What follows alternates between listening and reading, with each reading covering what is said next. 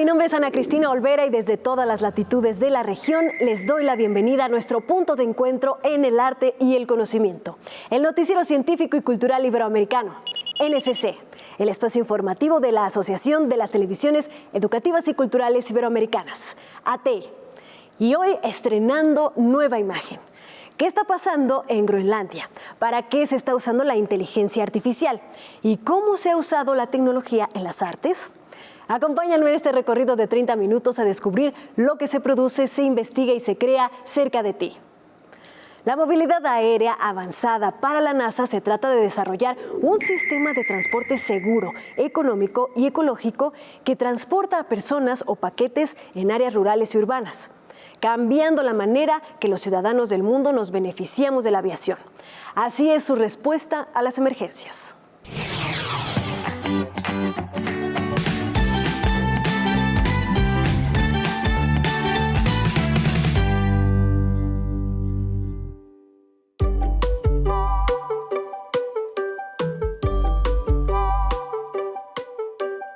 La movilidad aérea avanzada, conocida como la AM por sus siglas en inglés, es la visión de la NASA para transformar el sistema de transporte aéreo al completo.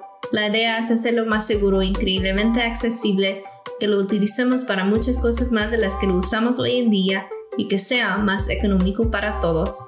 Un área de innovación en la cual la movilidad aérea avanzada va a impactar es en la respuesta a emergencias.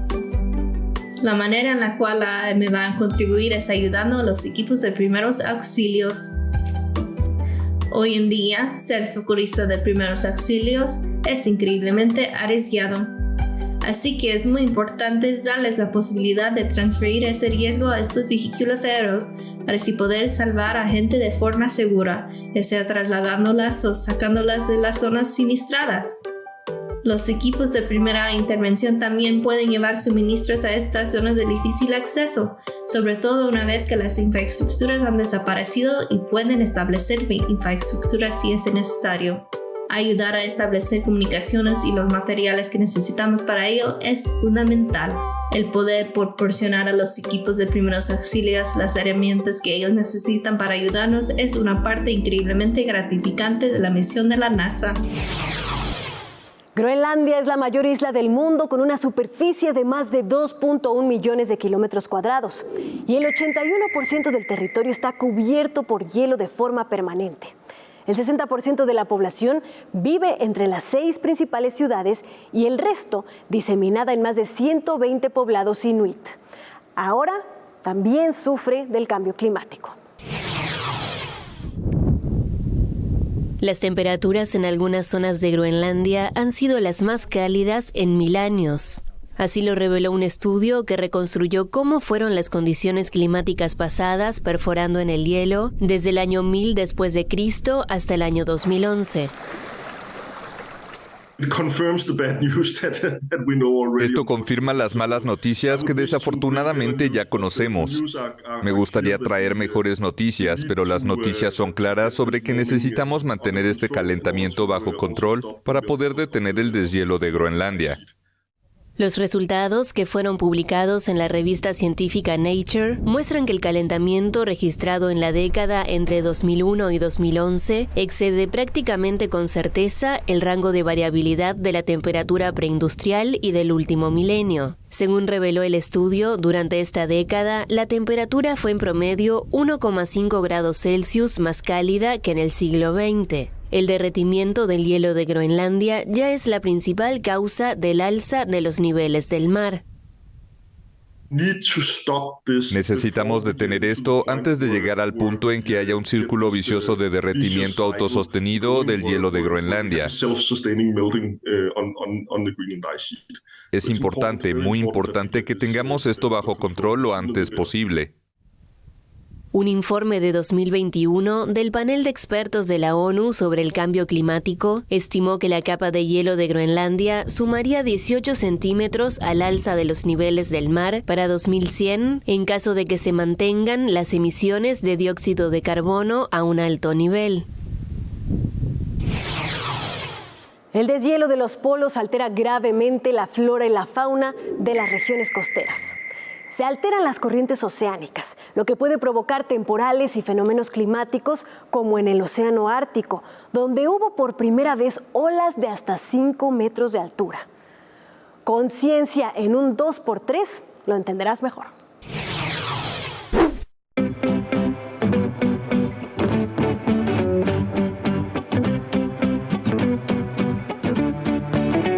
Hola a todos y todas. ¿Te has preguntado qué pasará con los polos para el año 2100?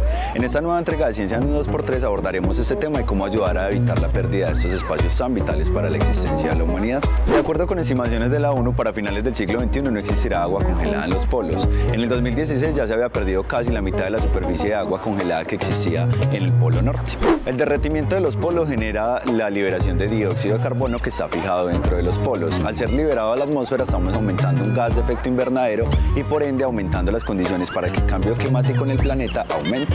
Es responsabilidad de todos y todas evitar la pérdida de nuestros polos. Por eso te invitamos a que seas un consumidor consciente y responsable y que te preguntes cada vez que vayas a consumir si en realidad necesitas eso que deseas comprar. Ahora te invito a que realices un sencillo experimento en casa para que entiendas por qué el derretimiento de los polos aumenta el nivel de nuestros océanos y pone en riesgo muchísimas ciudades a nivel global.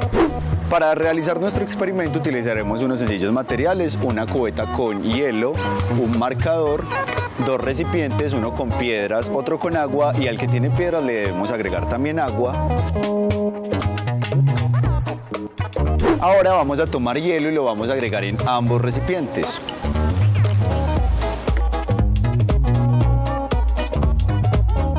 Ahora con nuestro marcador en los recipientes vamos a marcar el nivel hasta donde llega el agua. Ahora con la ayuda de la luz solar vamos a esperar a que el hielo se derrita y nuevamente después de un tiempo vamos a revisar el nivel hasta donde llega. Después de un tiempo de haber expuesto nuestro experimento al sol, nos vamos a dar cuenta que en el resultado vamos a obtener que el agua aumenta su nivel dentro de las rocas, mientras que el agua que contiene el hielo mantiene su nivel, digamos porque ese hielo ya está ocupando un espacio dentro de este recipiente, mientras que el hielo que se encontraba por fuera de las rocas empezó a llegar, digamos, al fondo de estas, haciendo que el nivel aumentara. ¿Tienes otras ideas sobre cómo disminuir nuestros impactos ambientales para evitar el derretimiento de los polos? Si es así, comparte las tuyas a través de nuestras redes sociales @Fundación EPM. Hasta una nueva entrega de Ciencia en un 2x3. Para alcanzar el cero neto en emisiones en el 2050 se necesitan invertir mínimo $4 trillones anuales en energías renovables hasta el 2030. Y la reducción de la contaminación y el impacto negativo del cambio climático podrían ahorrar al mundo hasta $4.2 trillones cada año al 2030. Las baterías son indispensables en este camino. La electricidad es un mercado increíblemente interesante porque se mueve muy rápido y esa velocidad de la transición energética casi nos obliga, pero también nos permite cambiar a soluciones locales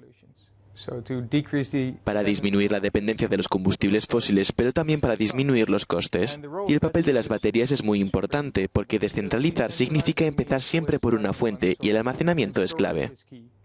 En Scone, cualquiera que sea la solución energética que utilicemos, ya sea con hidrógeno, con energía solar, con energía eólica o con la red eléctrica, siempre empieza con un paquete de baterías que proporciona la energía. Dos de los retos más importantes cuando se trabaja con baterías es que se quedan sin energía. Se necesitan muchos datos para asegurarse de que se carga la batería a tiempo y a la velocidad adecuada. Así que ese es un gran papel para nuestra plataforma, asegurarse de que nunca se agoten. Lo segundo es que los materiales utilizados en las baterías no son necesariamente los más agradables que tenemos y se tienen que extraer en el lugar correcto. Así que también es muy importante utilizar cada gramo de metal de tierras raras que utilicemos de forma eficiente. Según las estimaciones del Foro Económico Mundial, para el 2025 la tasa de automatización de la fuerza laboral será del 47% y los empleos desempeñados por personas serán del 53%. Dardo Sánchez es un relojero uruguayo que ha visto cómo la tecnología lo ha desplazado de poder ejercer el trabajo que tanto ama. La electrónica está viniendo, avanzando. Yo no estoy con la electrónica. ¿Qué querés que te diga? Son las palabras de Dardo Sánchez, un emblemático relojero uruguayo que ha resucitado miles de relojes con sus manos y que ahora, a sus 79 años, piensa en cómo la tecnología ha dejado a un lado la belleza de los engranajes, las agujas y el ritmo del tic-tac. Sánchez devolvió a la vida a varios de estos artilugios, especialmente a los grandes relojes que muy pocos se atreven a reparar, y recuerda con alegría cuando reparó el mítico reloj del mercado del puerto de Montevideo. Hubo que desmontarlo de ahí de la torre, llevarlo al taller, repararlo, a formar una torre en mi casa para ubicar el reloj, hacerlo caminar, y después de unos meses se trajo, se colocó en marcha, varios días hasta que se ubicó, se hizo tocar la campana, y cuando quedó con la campana tocando, de repente en el silencio se empezó un aplauso de uno y siguieron el aplauso de mucha gente de acá adentro. Además del reloj del mercado, Sánchez puede decir que ha dado cuerda a algunos de los relojes más importantes de todo Uruguay, como los de la Catedral y el de la antigua Embajada Argentina, pero cuando era pequeño nunca pensó que sería un guardián del tiempo.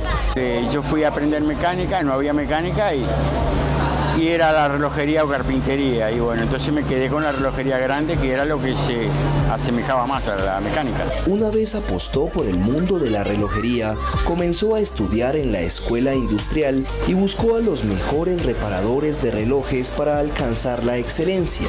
Y tras toda una vida al ritmo de las manecillas, hace unos 3 años que Dardo Sánchez aflojó el volumen de trabajo porque en la mayoría de casos su servicio se paga mal, y piensa que los relojeros mecánicos desaparecerán por el aspecto monetario y además porque apareció la electrónica.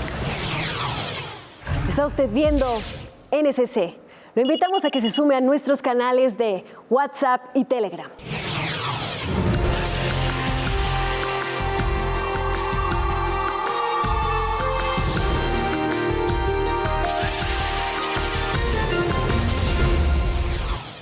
La inteligencia artificial es la disciplina informática que trata de crear sistemas capaces de aprender y razonar como un ser humano. Su valor de mercado podría rebasar los $300 mil millones en el 2025. El software TagLab del Consejo Nacional de Investigación de Italia la utiliza para monitorear arrecifes de coral. Avanti e indietro. Fotogrammetria subacquea per monitorare le barriere coralline. Si raccoglie una grande quantità di immagini da analizzare poi in laboratorio. Il software TagLab, sviluppato da Gaia Pavoni con il gruppo Visual Computing Lab del CNR ISTI, usa l'intelligenza artificiale per velocizzare questa seconda fase. Gli ecologi hanno bisogno, per poter effettuare delle analisi demografiche, per valutare la crescita, la mortalità dei coralli, ma anche le dinamiche spaziali che intercorrono tra le specie, come la competizione, hanno bisogno di delineare ciascuna di queste aree e di associare a ciascuna area una specie di appartenenza. Tramite un codice colore, ad esempio, un colore diverso, per cui tutto quello che vediamo in questa immagine colorato di azzurro corrisponde a una specie che si chiama porite, ad esempio. E questo tipo di lavoro si chiama in gergo annotare, quindi delimitare un'area e associare un codice colore. E TagLab fa proprio questo in modo automatico, ovvero fa automaticamente l'annotazione di porzioni di mappature delle barriere coralline. Un operatore umano impiega circa 10 giorni di tempo per annotare un'area di 10 x 10 metri, quindi 100 metri quadrati, mentre l'intelligenza artificiale fa questo lavoro molto più velocemente. Il software è open source e ha ricevuto il premio europeo Visual Computing Award 2023. Viene già usato da enti di ricerca australiani e statunitensi anche per studiare l'evoluzione delle barriere coralline nel tempo. È stato fatto sull'isola di Moorea in Polinesia francese in collaborazione con il Marine Science Institute di Santa Barbara per valutare il cambiamento di una specie chiamata Pocillopora. Si è visto che tra il 2018 e il 2019 circa la metà di Pocillopora, di questo tipo di corallo, è morta a causa di un forte stress termico. In altri casi, TagLab è invece utilizzato per monitorare il ripristino delle barriere coralline. In un progetto che abbiamo in Florida, assieme al MOTE, Elizabeth Center for Coral Reef Restoration, TAGLAB viene usato per valutare la crescita delle colonie di corallo trapiantate, quindi il recupero della barriera corallina. Il prossimo passo sarà l'introduzione di algoritmi di intelligenza artificiale che lavorino anche con la terza dimensione, in modo da poter valutare non solamente le aree planari, ma anche le superfici dei coralli, che sono per natura tridimensionali, e quindi il cambiamento del corallo en 3 dimensiones. El Museo Nacional de Historia de Ucrania en la Segunda Guerra Mundial está ubicado en su capital, Kiev. Tiene una de las colecciones más grandes del país que se repone constantemente y suma alrededor de 400.000 objetos. Ahora, ahí se exhiben objetos sobre la actual guerra con Rusia. Yarina Gordienko recibe paquetes un tanto extraños. Esto pertenecía a un soldado ruso. Huele fatal. Este es el guante de un piloto ruso. Con frecuencia lleva ayuda a los soldados ucranianos en el frente. A cambio, estos le envían objetos abandonados por las tropas rusas. Yarina visitó una escuela en Kharkov, ciudad que fue ocupada por las fuerzas rusas durante 6 meses. Allí encontró libros de texto en ruso. No sé por qué colecciono esto. Me despierta muchas emociones. De alguna forma es interesante, único, relacionado con la historia. Algunos dicen que colecciono cosas relacionadas con la muerte, que tienen mala energía. Quizá lo regale. Por todas partes se encuentran cosas abandonadas por las fuerzas rusas. Muchas se pueden ver aquí en una exposición en el Museo de la Segunda Guerra Mundial de Kiev. Yuri Savchuk afirma que es la primera muestra de este tipo que se celebra durante una guerra en curso. Recolectó la mayoría de los objetos con la ayuda del ejército ucraniano. Nuestra principal tarea es documentar esta guerra para preservarla en la memoria y reconstruirla para las próximas generaciones. Lo auténtico es lo más valioso. Estos objetos cuentan la historia de la guerra. Una guerra muy presente. Sufrimos un apagón mientras hablamos. Este es un plato nacional ruso. Shi, una sopa de verduras muy famosa en Rusia. Muchos de los objetos aquí expuestos se encontraron en los alrededores de Kiev y Chernigov en casas, trincheras y sótanos que los rusos ocuparon antes de ser expulsados por las fuerzas ucranianas. El museo se ha propuesto seguir recogiendo objetos allá donde sea posible. Cuando se liberan nuevos territorios, intentamos llegar enseguida, porque el mapa de esta guerra cambia muy rápido. Todos esos objetos podrían desaparecer. Hay gente que podría llevárselos. Tenemos que reunir y conservar esos objetos para poder mostrarlos en el futuro. Pero por ahora no escasean. La ciudad parece una especie de museo de guerra al aire libre. El pintor Víctor López Rúa, nacido en La Coruña, España, en 1971, se presenta nuevamente en la Ciudad de México con la exposición El Instante Vertical. La muestra se exhibirá hasta el 25 de abril en la Galería Proyecto H, en la calle Guadalajara 88 de la colonia Roma Norte, en la capital del país. Regresó a México el artista español Víctor López Rúa con su obra pictórica El Instante Vertical, la cual él mismo define como metapintura y a cuyo término se refirió en entrevista con EFE. Pues es una muestra que gira desde la pintura hacia la pintura y que intenta mirar hacia lo que puede ser el futuro de la pintura, ¿no? Es una muestra que une pintura, ciencia y tecnología. Y por otro lado, tiene una temática en el que se basa en el diálogo, siempre en el diálogo con el espectador. La exhibición se compone de una decena de obras de gran y pequeño formato, llenas de mucho color y las cuales muestran figuras humanas dentro de contextos naturales que interrogan al espectador con la mirada. Sus pinturas se dejan influir por algunas de las corrientes que marcaron la historia del arte, desde la perspectiva renacentista hasta el impresionismo francés, pasando por las vanguardias y el expresionismo.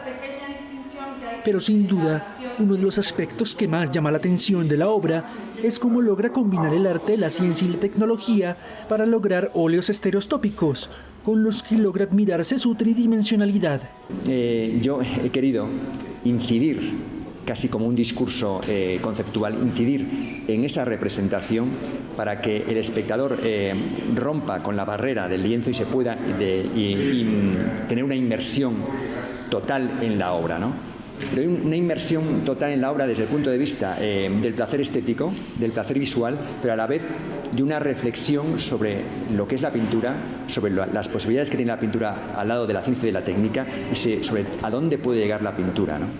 Luego de su primera visita en 2019, esta es la tercera vez que López Rúa expone en México, país que considera apasionado por el arte, con una cultura inmensa y por la que siente un amor enorme. Desde mediados del siglo XX, la relación entre las artes y la tecnología se ha ido fortaleciendo, acentuando su uso en la elaboración de los objetos artísticos y contribuyendo con nuevos enfoques estéticos. El escultor español Rafa Zavala usó la tecnología para reinventarse.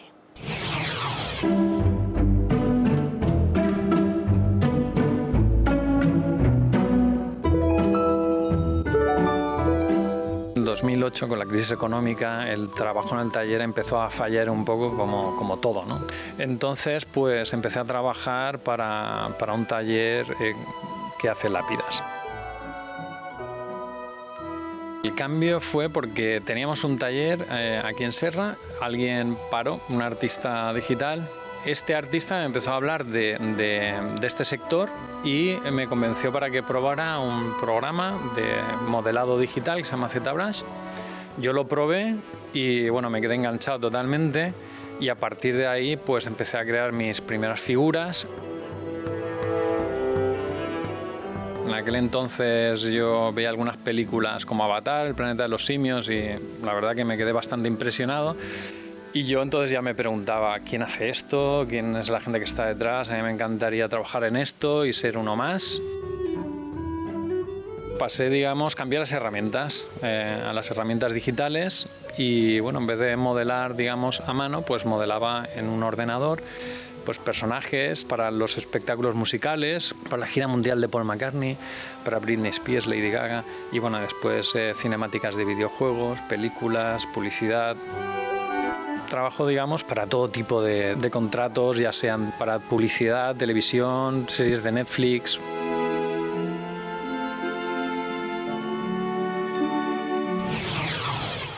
Gracias por habernos acompañado en este viaje informativo del Noticiero Científico y Cultural Iberoamericano, NSC. Este espacio de encuentro no sería posible sin la colaboración y plataformas de los socios de ATEI y las agencias informativas AFP, EFE, Xinhua, Notimex, Euronews y la Deutsche Welle. Si quieren saber más, podemos estar comunicados a través de la web en noticiasnsc.com y de las redes sociales, donde nos encuentras como @NSC Iberoamérica, en Twitter, Facebook, Instagram y Dailymotion. Yo soy Ana Cristina Olvera y los espero en una próxima emisión.